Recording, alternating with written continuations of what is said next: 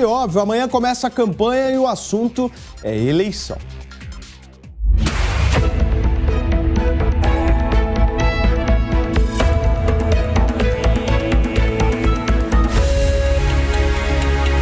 Eleições 2022. Muito bem, gente. Termina hoje às 7 horas da noite o prazo para que os partidos façam os registros dos candidatos para a eleição deste ano. Um outro destaque importante desse início de semana, hoje segunda-feira, é uma pesquisa eleitoral com as intenções de votos para a presidência da República, divulgada hoje pelo grupo BTG FSB, que a gente vai ver a arte na tela. Coloca para mim, Eduardo Novak, os números para a gente trazer para a nossa audiência. 45% das intenções de voto, segundo essa pesquisa, vão para Lula, 34% para Bolsonaro, 8% para Ciro Gomes, 2% Simone Tebet, 1% nulo branco, 2% não sabe, não respondeu e 5% nulo ou branco. Acho que tenhamos uma repetição desses números. Vamos dar uma olhadinha. No segundo turno, temos o resultado de 53% para Lula e 38% para Jair Bolsonaro. Essa pesquisa que eu trago a vocês está registrada no Tribunal Superior Eleitoral com o número BR-00603/2022 e a margem de erro, segundo a pesquisa, é de 2 pontos percentuais para mais ou para menos, com um intervalo de confiança de 95%. A partir de amanhã, a disputa estará aberta e os candidatos terão a licença oficial do TSE para pedir votos. Bolsonaro vai começar sua campanha eleitoral no mesmo local onde recebeu a facada, nas ruas de Juiz de Fora, no estado de Minas Gerais. Já Lula vai começar a tentativa de conquista por eleitores do estado de São Paulo. Com essas movimentações todas, a gente chega ao tema da enquete de hoje no portal da Jovem Pan News, para você correr lá, votar, participar. Por onde você acha que as eleições deste ano serão definidas? Por São Paulo ou pelos estados do Nordeste? Historicamente, a gente sempre viu a importância de São Paulo, a importância dos estados do Nordeste. Vota lá, jovempan.com.br. Vota, participa. Ao longo do programa eu trago aqui o nosso resultado parcial, certo?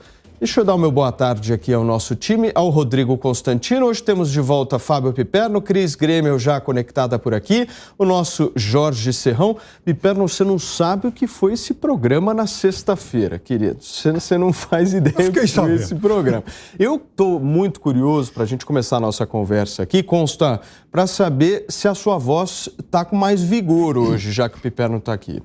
Boa tarde, Paulo. Boa tarde, Piperoni e todos que nos acompanham. Tudo bem? Firme. Agora eu senti firmeza, hein? E aí, querido, me traz um destaque bom aí. Fez um enorme sucesso, né? A adaptação estilo Z-League em relação ao nosso convidado. Paulo, vamos lá, né? O que nós podemos falar sobre novas pesquisas? Novas pesquisas que mostram esse nível de distância ou de aumento da distância em relação ao segundo colocado, no caso, que seria o presidente Bolsonaro, justamente numa semana onde tudo conspirou a favor do Bolsonaro. Ele deu 2 entrevistas muito populares e que atingiu um público que não é necessariamente um público dele, não é de bolsonaristas ou não é nem mesmo prioritariamente de gente ligada demais à política, né? Uma garotada, no caso lá do Flow, uma turma mais de esportes aí, a Arena do Piperno, do próprio Rica Perrone, no caso do Rica. A economia está melhorando, a gasolina, o combustível está caindo, os dados estão vindo melhores do que o esperado, começou a ter pagamentos de auxílio, quer dizer, tudo aquilo que mesmo os analistas de esquerda falavam, não, realmente, justificando que ia haver o fechamento de gap, e de repente vem uma pesquisa, aí estão querendo convencer os trouxas cá entre nós de que o Janones, junto com o Lula, foi o responsável por ajudar o petista nas pesquisas. Ninguém acredita nisso. Então, se eu tenho que comentar a pesquisa, eu tenho que lembrar o que o Ciro Gomes já disse sobre um famoso instituto, que o dono vendia até a mãe. Eu preciso lembrar o que o Requião, petista, andou dizendo agora, que todo mundo sabe que essas pesquisas são compradas mesmo. Ou eu preciso lembrar do que o CEO de um desses institutos de pesquisa disse aqui na Jovem Pan ao ser entrevistado e ter que comentar sobre a disparidade de resultados.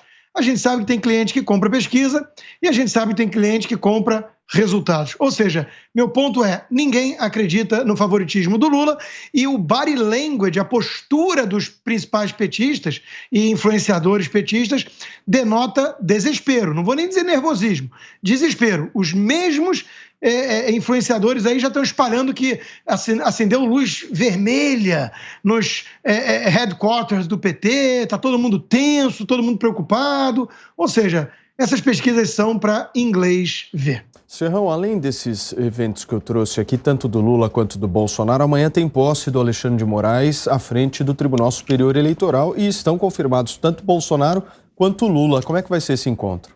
Saudações, meus amigos e amados haters, vai ser a terça-feira divertidíssima, porque os candidatos começam a campanha na rua. Lula vai estar em São Paulo e Bolsonaro em Juiz de Fora, mas isso durante o dia, porque à noite, a partir das 19 horas, o presidente que assume é Alexandre de Moraes. Só que calma, gente, é a presidência do Tribunal Superior Eleitoral. Convidou todos os ex-presidentes da República a comparecerem lá. Apenas Fernando Henrique Cardoso, até o momento, confirmou que não poderá ir, alegou questões pessoais, não vai.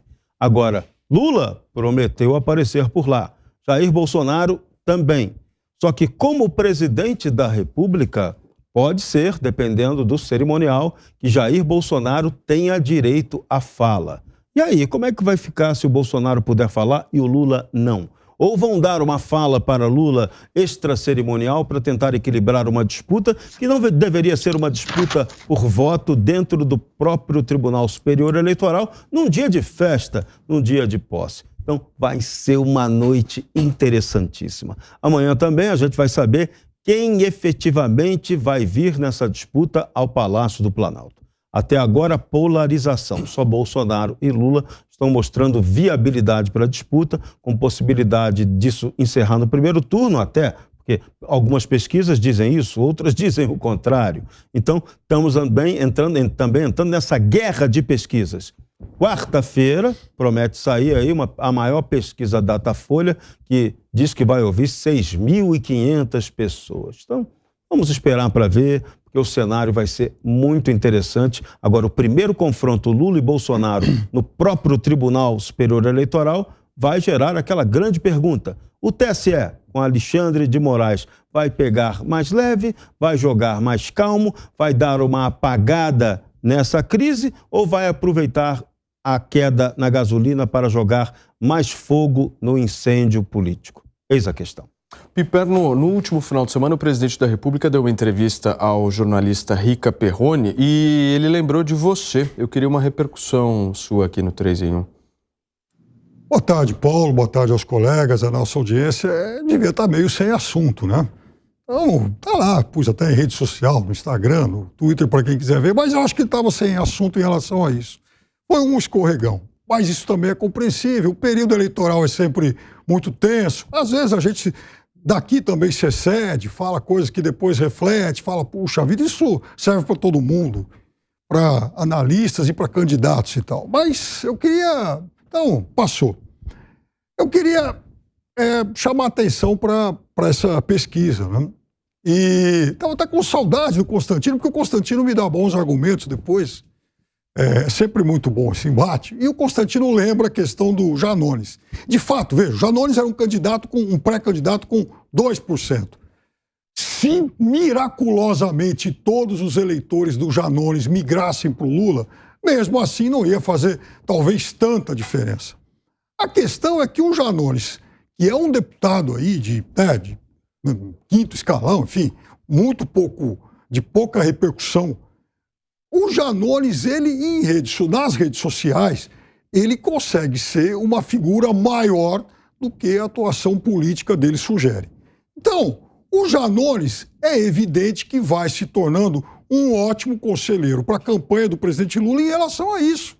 E os primeiros resultados para a campanha do Lula têm sido animadores em relação à exposição do candidato em redes sociais. O quanto isso vai se reverter em voto, eu não sei. Aliás, ninguém sabe. Mas é melhor essa exposição positiva do que viver aí como vidraça o tempo todo. Então, a primeira sinalização do Janones é essa e para o Lula é boa. o segundo fato que conspirou em favor do Lula, ainda que indiretamente, foi a história da Carta em Defesa da Democracia. Não era um movimento petista, não era um movimento lulista. Aliás, Ciro e Simone Tebet também foram signatários desse documento. E várias entidades, enfim, sindicatos, pessoas comuns e tal, também, não necessariamente eleitores do Lula, mas esse foi um documento que também ganhou imensa exposição e foi interpretado por muita gente como um documento de oposição ao presidente da República, até porque ele procurou minimizar e, em certo sentido, ridicularizar a Carta pela democracia. Então, é claro que isso também conspirou em favor da candidatura Lula. Agora, o Serrão tem toda a razão. Essa vai ser uma semana muito sensível, não apenas pelo início da propaganda eleitoral, como pela divulgação de resultados de grandes institutos.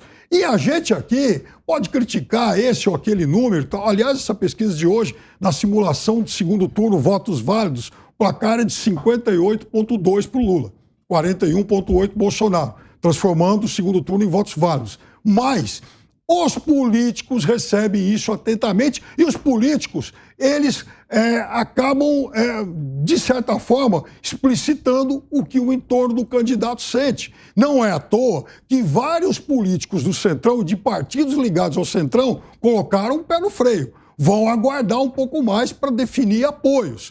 Por exemplo, governador Zema. Governador Zema até hoje não se manifestou em um estado onde o Lula é o favorito. Então, claro que essas definições vão ficar mais claras nessa semana, a partir do momento em que todos os institutos divulgarem os seus números. Porque o crítico pode, de alguma forma, subestimar esses números, mas o político está muito atento a eles. Cris, boa tarde para você. Hoje à noite, inclusive, tem divulgação da antiga Ibope, né, que a gente chama hoje em dia de IPEC. Mais para o final da noite a gente vai ter os dados dessa nova pesquisa, mas pegando essa pesquisa do BTG Pactual, teve um crescimento de 4% das intenções de voto do Lula e a manutenção do presidente da República em 34%. O Piperno está dizendo aqui que é por conta da Carta pela Democracia. Como é que você enxerga isso? Vamos lá. A tal Cartinha pela Democracia primeiro, né? Tanto era um movimento pró-Lula, descarado, ou no mínimo, assim, para ser mais ameno, digamos, um movimento anti-Bolsonaro, que no final daquele evento patético, onde não havia jovens, onde não havia verde e amarelo, não havia bandeiras do Brasil, deu tudo errado, tanto que os próprios esquerdistas foram chorar nas redes sociais depois. Tanto era um evento anti-Bolsonaro que ele terminou com coro de fora Bolsonaro. E tanto era um evento da esquerda que mas logo apareceu falsidade ideológica na assinatura da cartinha. Tá aí o SCAF registrando boletim de ocorrência na polícia para saber por que o nome dele entrou num suposto abaixo-assinado que ele sequer assinou. É de praxe, né? A gente sabe como é que funcionam essas coisas. Mas vamos para as pesquisas. Só para fazer um link, né, da cartinha com as pesquisas. Quem foram os primeiros nomes proeminentes, né, para usar a definição aí de uma colega da emissora que disse que nas outras cartas não tem nenhum nome importante, só naquela? Foram os banqueiros, não foram? Pois bem, essa pesquisa é encomendada por quem? BTG, né? Vamos lá. Ok, banco encomendando pesquisa que mostra Lula bem na fita depois que os lulistas passaram o fim de semana chorando nas redes sociais porque Lula não consegue engajar, porque o presidente Bolsonaro estava com 470 mil pessoas ao vivo em mais um podcast, né, numa manhã de sábado, e Lula com o Janones, que tem muita projeção e muito engajamento nas redes sociais, não bateu nem 20 mil, estava lá tentando arduamente e não conseguiu atrair sequer os seus seguidores de claquete. Então, é tudo muito ridículo, sabe, Paulo? A gente olha o que os nossos olhos enxergam e eles querem empurrar a goela abaixo da gente, essas pesquisas sem nenhuma credibilidade, bancadas por institutos ou pessoas proeminentes que andam assinando cartinhas aí desprezíveis, que não falam nada dos reais ataques à democracia que nós estamos sim vivendo A gente vive sob uma ditadura da toga, sob censura de redes sociais, de uma forma acachapante, médicos, cientistas, jornalistas censurados,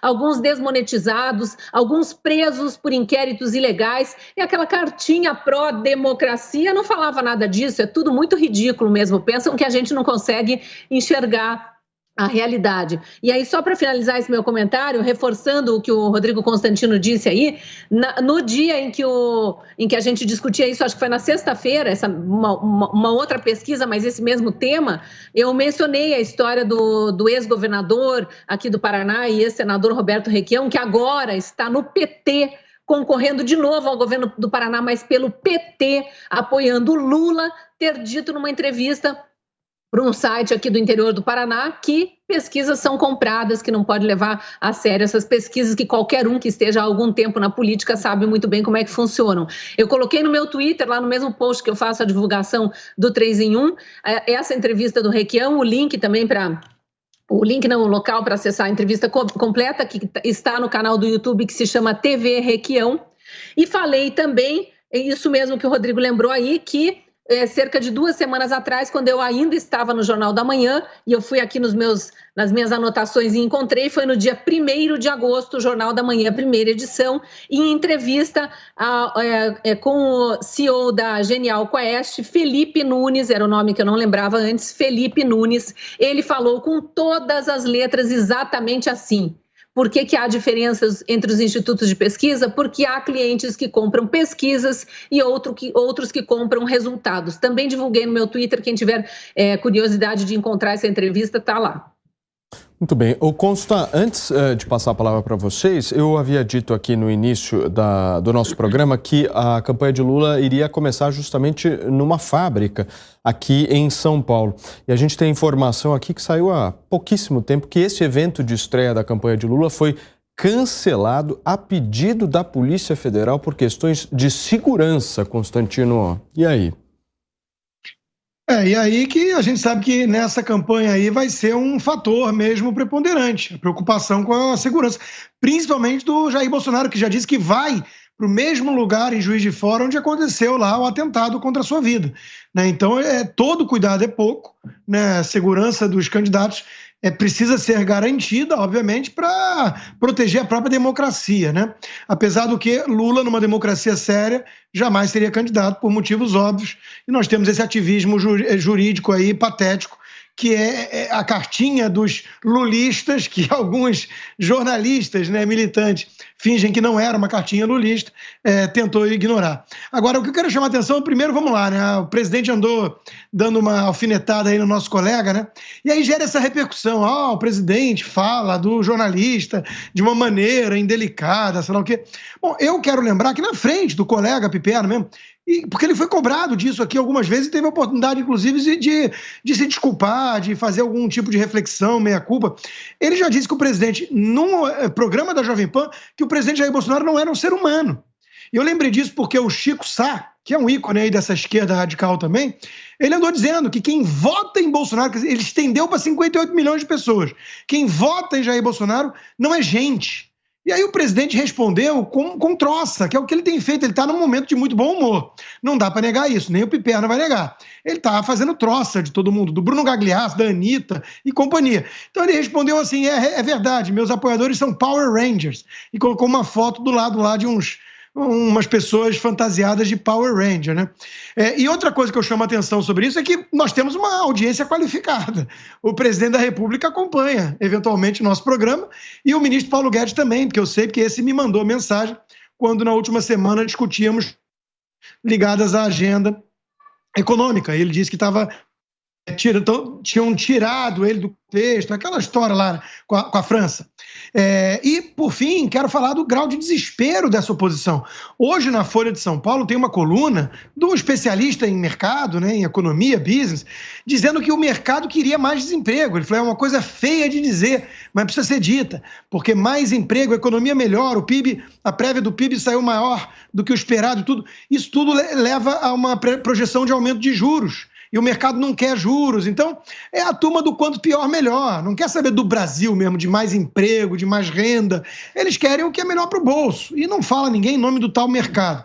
Mas, enfim, chama atenção isso, a Folha de São Paulo com esse tipo de coluna. E a agência Lupa, essa extensão das redações vermelhas de jornal que temos por aí, né?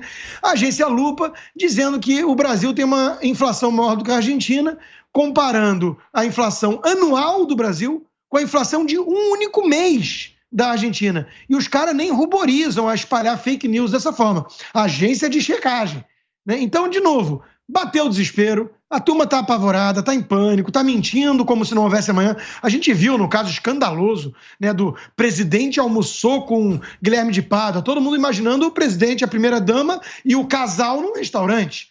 O cara não estava lá, o presidente não estava lá, a primeira-dama tirou 100 fotos, uma delas era com a mulher do cara que não é criminosa, casou com um criminoso. Mas se isso é pecado, como diz o nosso Augusto Nunes aqui, a Janja tem que se explicar para o Brasil. Fala, Piperno. Não, em relação às considerações que eu fiz sobre o presidente Bolsonaro, que o Constantino citou aí, né? Eu quero dizer para você o seguinte, eu tenho realmente muita dificuldade em considerar como enxergar disposição em defender os direitos humanos de uma pessoa que, em um certo momento da vida, disse que a ditadura brasileira deveria ter matado mais de 30 mil. Esse vídeo está aí para todo mundo consultar. E Lula com Fidel Castro, Pepe? Não. Lula com Fidel Castro, ser amigo do Fidel Castro, eu não seria, mas é problema dele. Não, ele disse que é um dos maiores. Agora, eu quero dizer para você o seguinte, eu nunca vi, Constantino, o Lula pedir essa mortandade em massa, não vi. Se você tiver alguma informação sobre isso, me mande. Eu quero dizer para você. Eu tenho informação. Fidel foi o maior assassino da América Latina, de fato. Eu quero dizer uma coisa. Eu quero dizer uma coisa. Eu não consigo terminar, mas eu quero dizer uma coisa. É só isso. Eu não gosto, sinceramente, eu não seria amigo do Fidel Castro, porque eu já disse para você aqui, mais de uma vez, que eu abomino todos os ditadores. Todos. Então, o Lula anda em péssima companhia quando ele recorre aí à memória de Fidel Castro. Da mesma forma que o nosso presidente da República também circula ao lado de uma companhia abjeta quando ele recorre à memória, por exemplo, do torturador Ustra.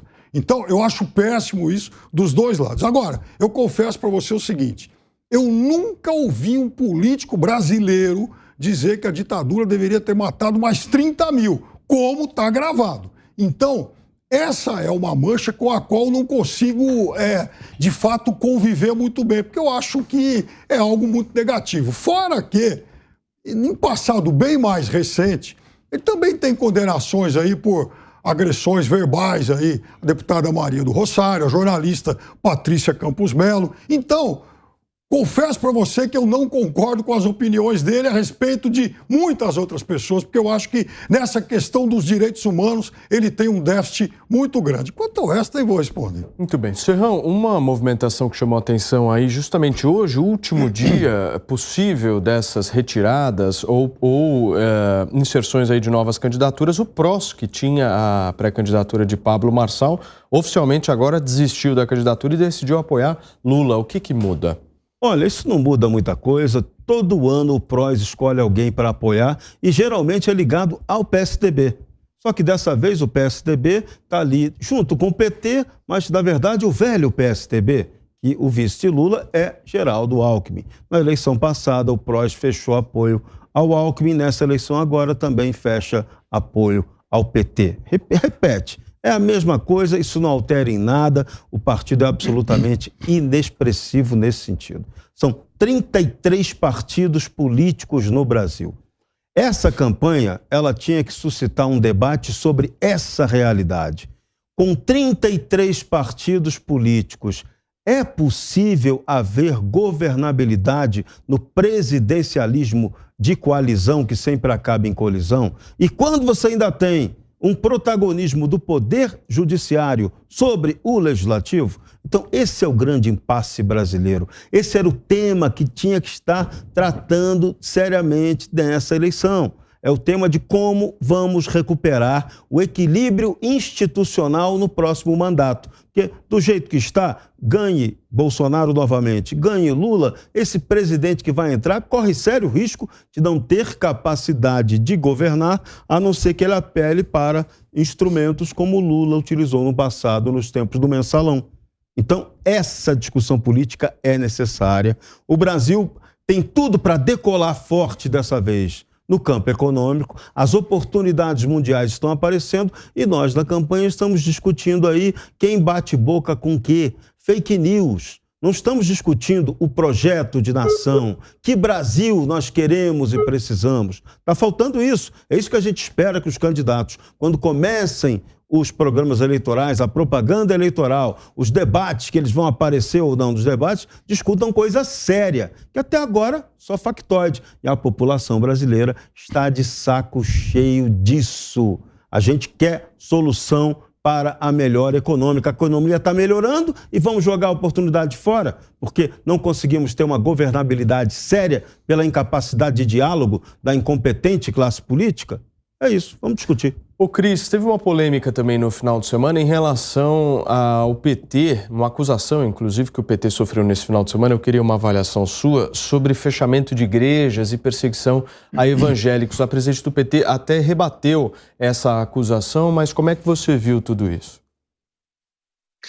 Olha, na verdade, o PT não está muito preocupado com liberdade religiosa, a menos que se aproxime a campanha, né? Aí vai ser que nem o Haddad na última campanha, que correu para pedir comunhão, estava do lado comunista, né? Do lado da Daniela Dávila em missa católica. Aí eles são os santos do pau oco. Aí eles se apresentam para o eleitorado como fiéis daqueles beatos que estão sempre ali presentes nas missas, o que a gente sabe que é mentira, missas ou cultos ou o que quer que seja, né?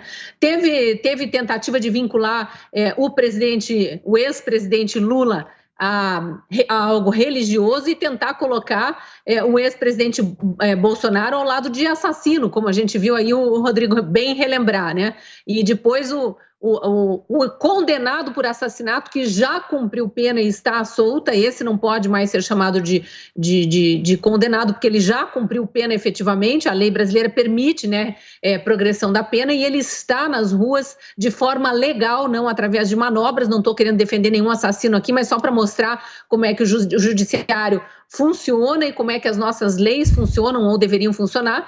E o próprio Guilherme de Pádua, né, que eu estou me referindo, disse que não estava naquele culto. O presidente está toda hora em cultos. A gente tem visto isso desde que ele está aí mais proeminente na vida pública, desde 2018 na campanha pelo menos, mas quem acompanhou os mandatos dele como deputado sabe que também ele já era muito ligado com... E ele frequenta cultos evangélicos junto com a esposa, e Igreja Católica, que ele se diz católico. Então, essa mistura de religião só na época de eleição eu acho muito ruim. E a tentativa de atrelar o vínculo de quem está num culto ou numa missa a pessoas que também estejam lá é simplesmente de uma leviandade suprema.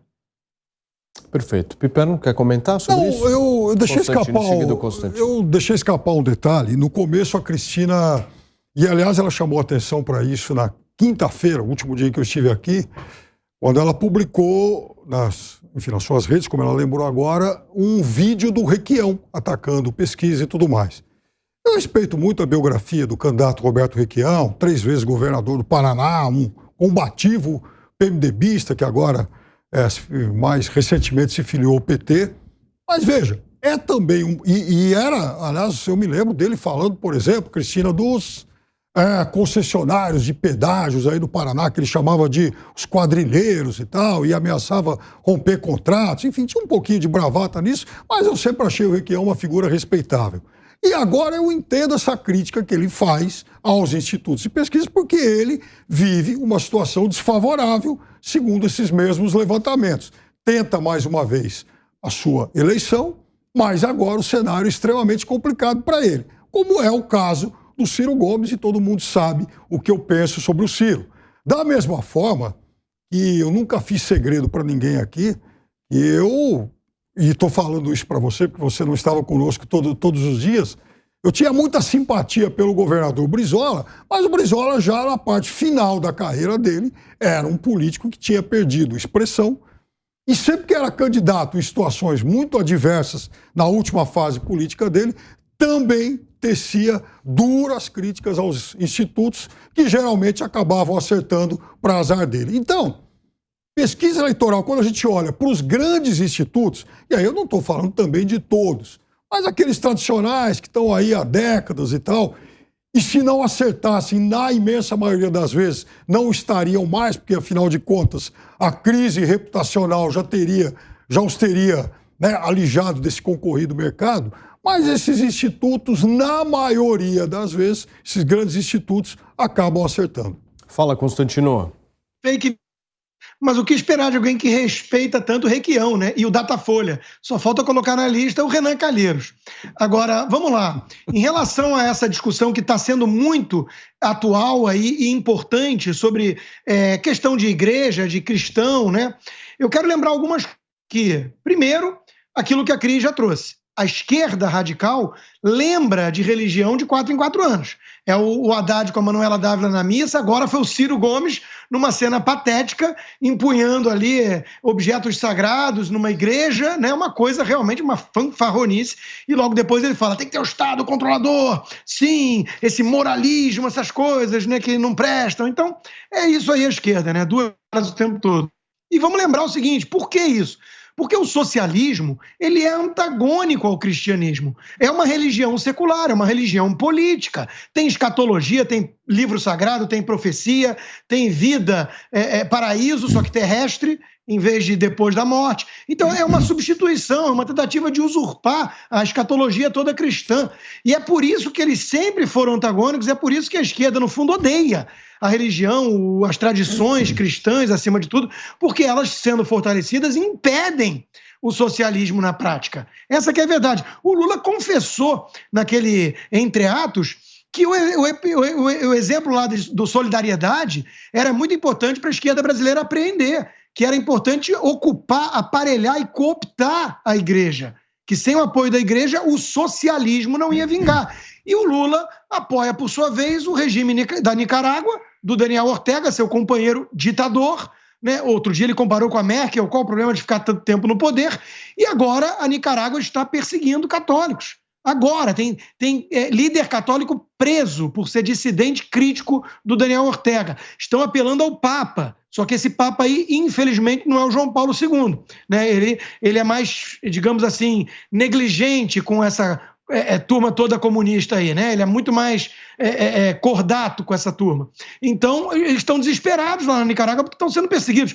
Onde mais é perseguido o cristão? Na China, que o Lula acha que é um grande exemplo de país a ser seguido.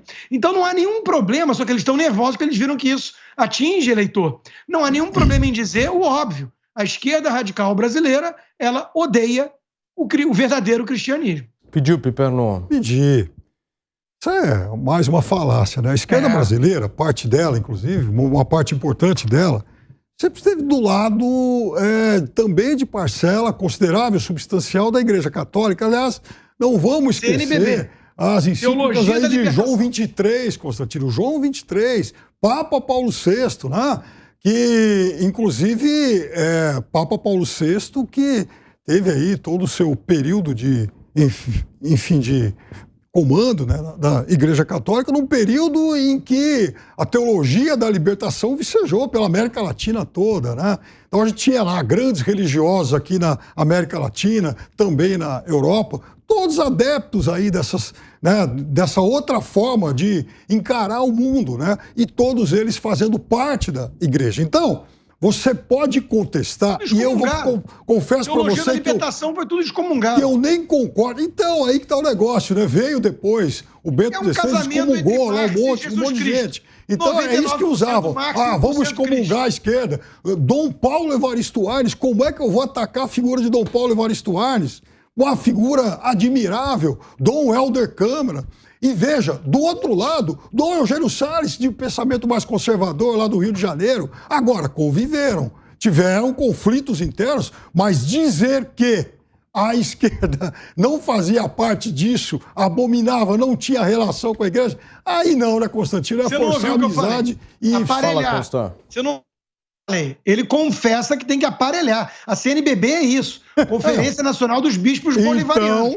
A teologia da libertação nem se fala. O Dom Helder Câmara, eu recomendo a todos os ouvintes que leiam Nelson Rodrigues sobre esse grande religioso que o Piperno admira. Só olhava pro céu para ver se ia chover. Só me dá um minuto, nós estamos ao vivo aqui na Jovem Pan News, são 5 horas e 34 minutos. Segue. O que eu quero dizer para você é o seguinte, assim, você tem todo o direito do mundo, qualquer um de nós tem, aliás, de ter as maiores divergências possíveis em relação à CNBB, a teologia da libertação, ao Leonardo Boff, que você esqueceu de citar, talvez aí, enfim.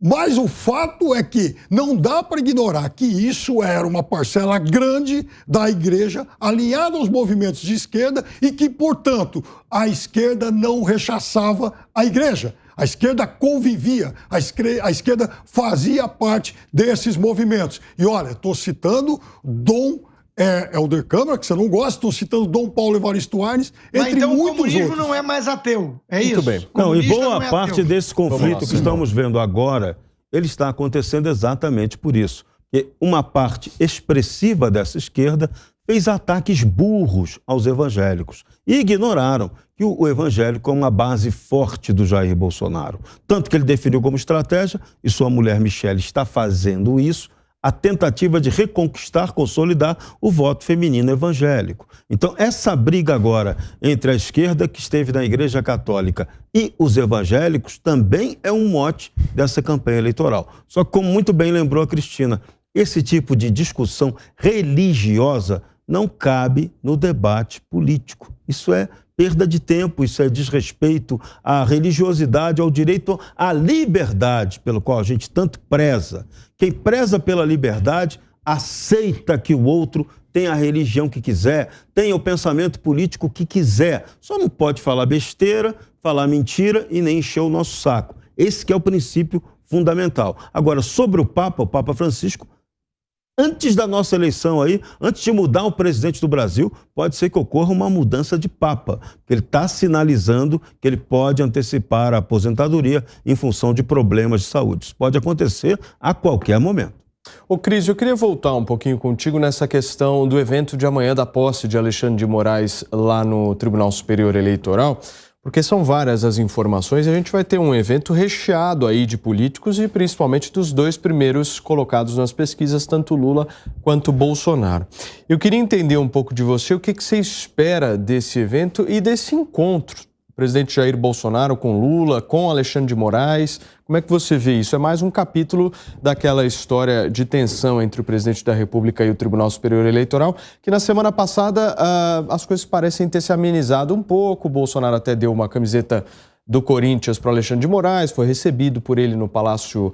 o Alexandre de Moraes foi recebido por ele no Palácio. Enfim, eu queria uma avaliação sua do que você está esperando desse evento.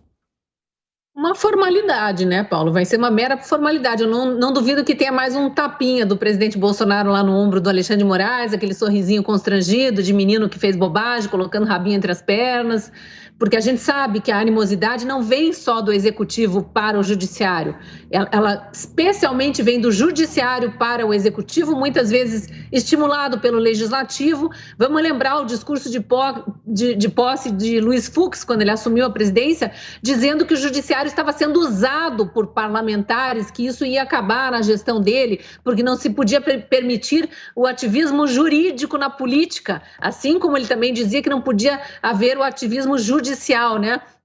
E nada disso aconteceu. Então o negócio só se acirrou porque o judiciário permitiu-se ser usado por parlamentares aí com poucos votos, pouca representatividade, muita gritaria por fazer.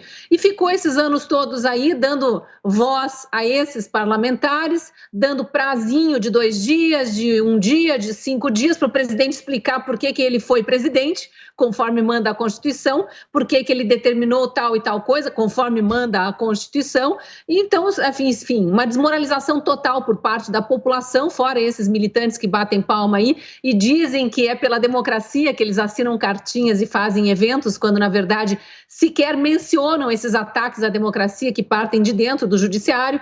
É tudo mais uma parte de todo esse teatro que a gente está vivendo, né? Todo mundo sabe exatamente quem ataca, quem não respeita a Constituição, quem respeita e é atacado e ainda assim continua, mesmo provocado incessantemente, continua respeitando, gostando ou não gostando desta pessoa, continua respeitando a Constituição e, como respeitador da Constituição, vai lá formalmente acolher um novo presidente no TSE, que nós, eleitores, esperamos que haja conforme manda a Constituição, porque no outro órgão do qual ele faz parte não tem agido, não. Ô Consta, eu me lembro na campanha de 2014, Aécio contra Dilma, me lembro bem disso, a época muito próxima da eleição, que o então candidato do PSDB, Aécio Neves, teve que responder a boatos que estavam sendo espalhados de que, caso ele ganhasse a presidência da República, o Bolsa Família, à época, acabaria. No sábado, o ex-presidente Lula fez uma live com o deputado federal André Janones e seu mais novo aliado, ex-pré-candidato à presidência da República, dizendo que o Bolsonaro vai acabar com o Auxílio Brasil, ou seja, a estratégia é a mesma. A mesma, né? O PT não mudou em nada. O PT sempre fez terrorismo eleitoral, né? Demagogia. De um lado vende sonhos irreais, sem nenhum compromisso com a realidade, e do outro lado demoniza os adversários, né? Isso sempre foi a marca registrada do PT, que instituiu no Brasil o nós contra eles tribal. E agora fica todo mundo aí falando em civilidade. O Lula virou e falou assim, com o Serra havia civilidade. O que é mentira, ele chamava até o Serra, que é um cara talvez mais esquerdista do que o Lula, de direita, de tudo mais. Ele estava falando isso em relação ao Alckmin, com a disputa com o Alckmin, que ele falou, com o Alckmin não, o Alckmin não há civilidade, parece que ele mamou até os 14 anos de idade, é um bebê chorão. E isso aí agora é o vice dele, né? Então a estratégia do PT sempre foi essa, demonizar o atual adversário. Se a Joyce Hasselmann agora fala mal do Bolsonaro, ela pode virar companheira da turma, entendeu? Então o único critério do PT é esse, com base em mentiras, porque o PT e a esquerda em geral vivem da mentira, não tem nenhum compromisso com a verdade, é só narrativa falsa, e esse tribalismo do nós contra eles. Agora, em relação ao TSE e a cerimônia que o Alexandre de Moraes vai assumir a presidência, eu lembro só de um ponto aqui que não pode passar batido, né? Não é um país sério, um país em que alguém tão partidário, tão enviesado quanto Alexandre de Moraes assume o comando do órgão responsável por todo o processo eleitoral no país. Processo esse bastante opaco e centralizado. Isso não é coisa de país sério. Fala, Serrão. Olha, o que não é muito coisa de país sério é o que vai acontecer amanhã. Vamos ter lá candidato que não pôde fazer campanha em outro lugar porque alegou questões de segurança, fazendo campanha, aproveitando a ida ao TSE para fazer campanha eleitoral. Isso vai ser a piada da piada no primeiro dia de campanha eleitoral. Começa bem essa sucessão 2022. O Serrão, Lula só aceitou ir nesse evento de amanhã sabendo que o presidente da República, Jair Bolsonaro, não vai discursar. É exatamente por isso que ele vai estar presente, cancelaram poderia o discurso ser exatamente que utilizado. O presidente seria de praxe o presidente da República discursar. Eu já acho que pode acontecer até o caso de Bolsonaro nem comparecer a esse evento, tá? Piperno, imagina o discurso do Bolsonaro e o Lula assistindo na primeira fila? Então, aí provavelmente o Lula pede para ir no banheiro e vai embora, não vai ficar ouvindo o discurso do Bolsonaro, né? Até porque não sei o que o Bolsonaro poderia dizer de tão relevante assim. Agora, vamos só lembrar. Não, mas peraí, mas ele iria lá como presidente da República. Não, claro. Esse que é o ponto, não, ele teria uma coisa é o institucional, outra coisa é a festinha. Não, eu acho que ele deveria, era praxe. Eu acho que ele deveria, o institucional, porque nesse ponto, assim, independentemente dos atritos entre poderes e tal, eu acho que esse tipo de evento serve até como oportunidade de distensão. Disse outro dia, lembrei aqui há pouco, o presidente outro dia foi, enfim, recebeu lá o Alexandre de Moraes, deu até uma camisa do Corinthians para ele, foi ao jantar em homenagem ao Gilmar Mendes, aí ele e o Alexandre de Moraes se reuniram a portas fechadas durante alguns minutos. Eu acho que isso não é, exagero algum, eu acho que isso não faz mal à democracia em hipótese alguma. Acho até que, como disse antes, esse tipo de encontro serve como oportunidade de distensionamento. E, aliás, são muitas as notícias que pipocam por aí de ministros do atual governo tentando construir pontes de novo com o TSE a partir do momento da posse do ministro Alexandre de Moraes, que é um político, que era ligado ao Alckmin, que exerceu cargos aqui no governo de São Paulo, que foi ministro do governo Temer. Então, eu não acharia nada disso absurdo.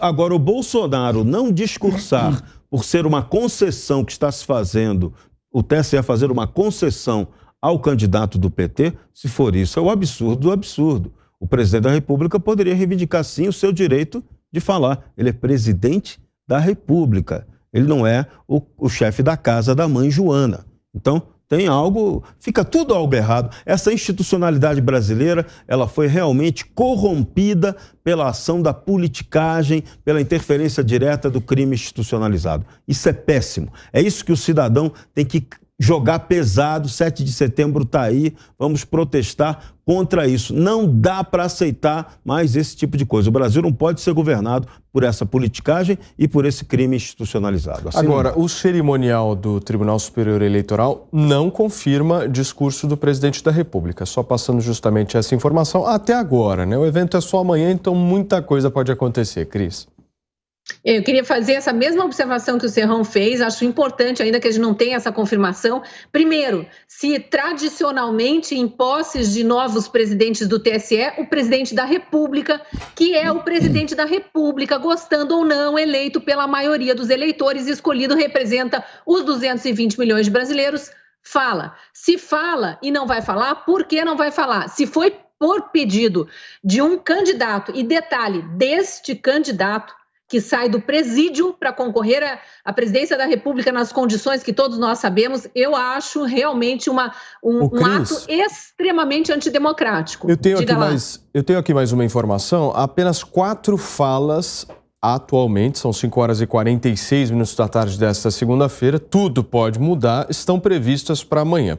Além da de Alexandre de Moraes, que vai assumir o TSE, vão falar o ministro Mauro Campbell, corregedor-geral do Tribunal Superior Eleitoral, Augusto Aras, procurador-geral da República, e Beto Simonetti, presidente da OAB, a Ordem dos Advogados do Brasil. São essas 4 pessoas, segundo o cerimonial, que terão direito à fala amanhã.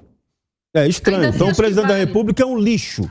Que ele não pode falar. Desculpa, deixa eu só fazer deixa eu só terminar meu comentário. Termina, Cris, por favor. Ainda assim, eu acho que é importante nós, como eleitores, pesquisarmos qual é a praxe nessas cerimônias e se foi alterada em função desse contexto eleitoral, porque eu acho extremamente antidemocrático impedirem um presidente da República que representa não só seus eleitores, os 220 milhões de brasileiros, ser impedido de falar numa cerimônia dessas. Segunda coisa, isso aí foi uma suposição do Piperno, mas só para complementar aqui com um comentário picante. Se acontecesse e o ex-presidente Lula corresse para o banheiro para não ouvir, ia ser de uma covardia tremenda, né? E eu só queria trazer mais uma informação para complementar o que o Rodrigo Constantino disse no comentário dele sobre aquela praxe do PT de tentar desmerecer o adversário mentindo descaradamente. O PT de Dilma, em 2014, fez isso com Marina Silva. Gastou milhões, segundo o Palocci, na verdade, foi 1 bilhão e 200 milhões